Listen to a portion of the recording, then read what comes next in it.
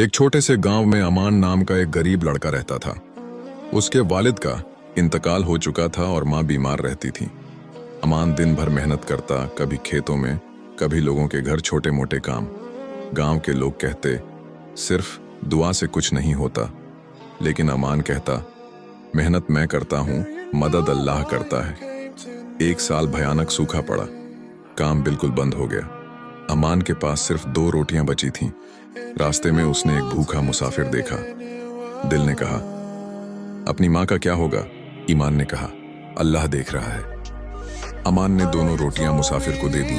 अगली सुबह एक शहरी आदमी गांव आया और कहा मुझे एक ईमानदार लड़का चाहिए काम के लिए। पूरे गांव में सिर्फ अमान का नाम लिया गया। उस दिन अमान को सिर्फ नौकरी नहीं मिली, अल्लाह ने उसे इज्जत और बरकत दोनों दे दी। पैगाम, जो अल्लाह पर यकीन रखता है, अल्लाह उसके लिए